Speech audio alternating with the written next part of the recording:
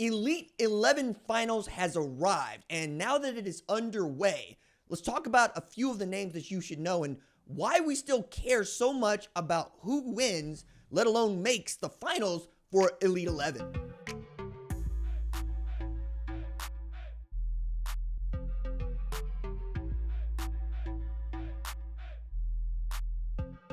What's up, kinfolk? It's RJ Young. I am not on a step mill. If this is your first time watching Adapt and Respond, thank you for joining us here. We talk college football year round. If that is something you're into, go ahead and hit that subscribe button, like this video, and answer the question in the comments below. Who do you think will win Elite 11 when it's all said and done? We will do that segment when we finish, but I always enjoy this time of year. I always enjoy Elite 11 because it is a very good indicator of who the best quarterbacks are in high school and, frankly, who will be the best quarterbacks in college and, in many ways, who will be first-round draft picks when it comes time to select this group of quarterbacks. This is the 26th year of Elite 11, so there's a lot to unpack there.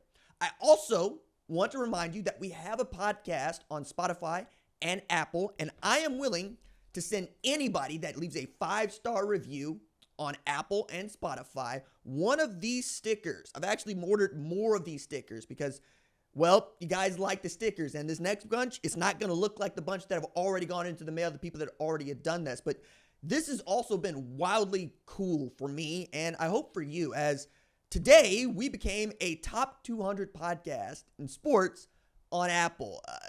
Wild, like really cool. And it looks like it's directly related to you showing up to stream the show, to download the show, and to rate and review the show. If you want more people to watch, adapt, and respond, and you think that it's cool, if you like hanging out with me, which is what I hope this is, please share it with folks, ask them to rate and review, and yeah, fill out the form in the description below, and I'll send them a sticker too. So 2025, Elite 11, what are we looking at? Well, we're looking at a large portion of the field that is uncommitted, which doesn't make that much sense 5 years ago, right? But because of name, image, and likeness, because of the movement of transfer quarterbacks, and because of the movement just in general of players, you can leave this a little later than you would normally if you are a school or a quarterback. Usually the quarterback's first guy in the boat, and there are a bunch of those guys that are competing in Elite 11.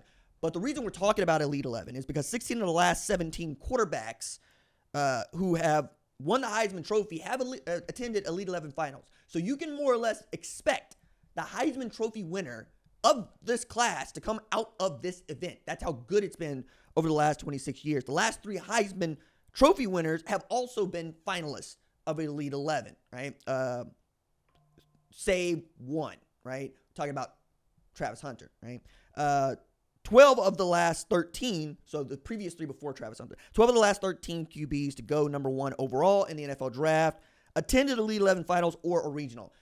Going to the regional is one thing, but it's also really, really great to put us onto players that we wouldn't normally know about. I got a story for that really hammers this one home. But by state, we've got 3 from California, 3 from Texas, 3 from Florida, and then 1 from Ohio, 1 from Nebraska, 1 from Indiana, 1 from Georgia, 1 from Utah, 1 from New Jersey, 1 from North Carolina, 1 from Arizona, and 1 from Tennessee. 5 of these players are committed to ACC schools. 4 of them are committed to SEC schools. 3 are committed to Big Ten schools, and 2 are committed to Big 12 schools.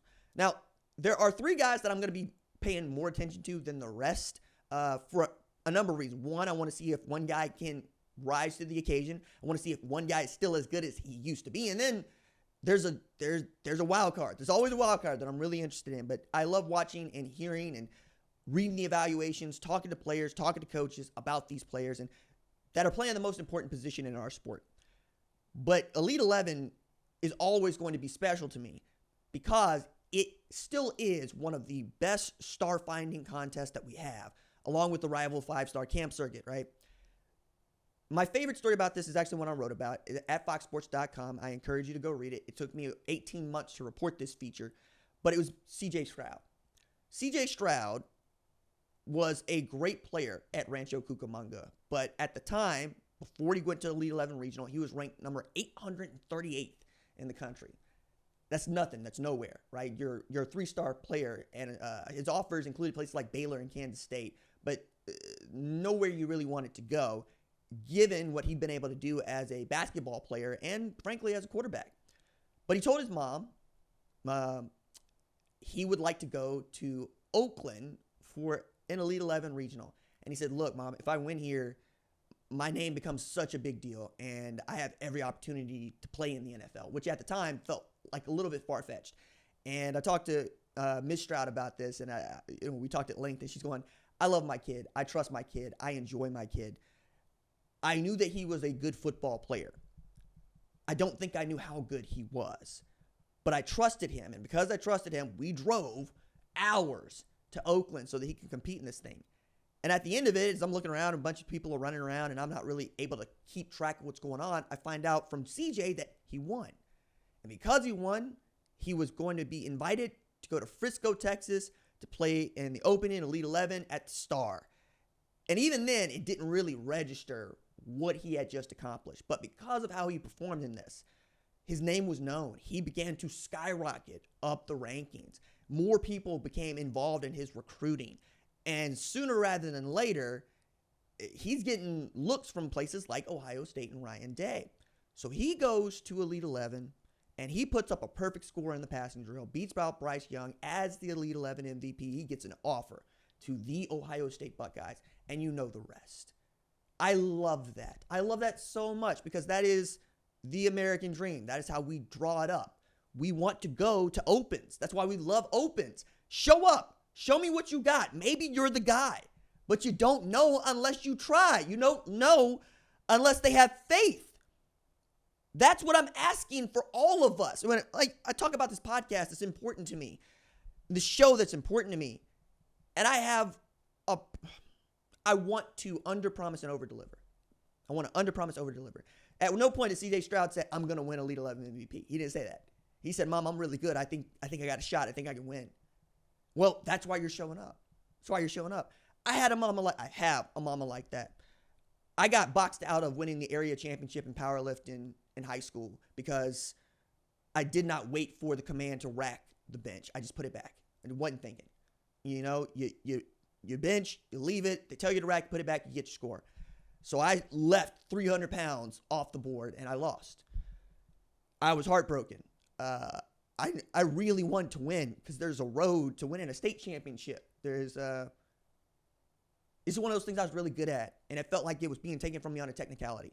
But the rules were the rules.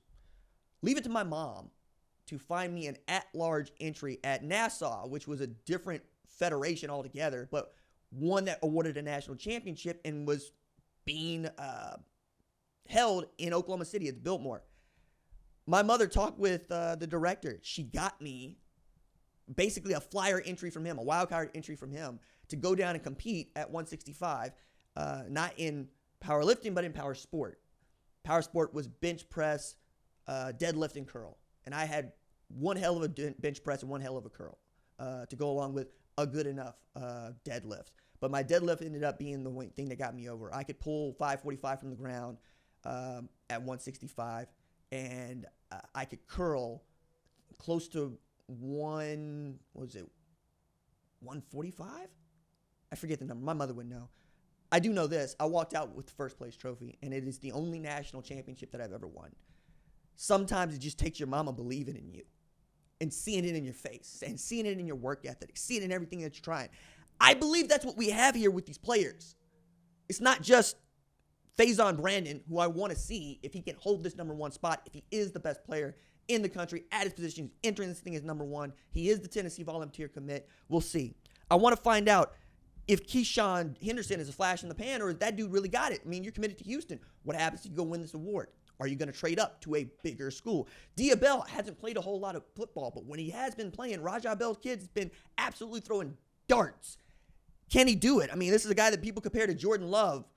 Green Bay Packers Jordan Love, not necessarily Utah State Jordan Love. Bo Bentley, spread point guard if ever there was one, right? Also a winner, Texas high school quarterback. One of these guys that can lead you to 16-0 in a championship. Just winning tends to follow him around, like it follows Faizon Brandon around. And on down the list. These summer circuits can mean little to some, right? 7-on-7, kids throwing balls around, not wearing pads. But when you think about what it can mean for some player that you don't know about or some player that you do, what it means for their journey with the story, you can come alive. You really can. And you can change it.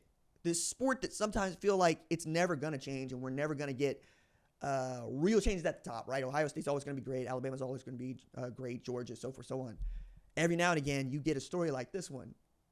And it's the reason I love my job so much. I know that story. I know that person. I want to champion them. I want to tell the world about them because they deserved it. They did all the work to get here. We're doing all the work to be here. Shout about it. Tell your people. Love your people. Y'all tell me, who do you think is going to win Elite 11? Well, let's chat about it.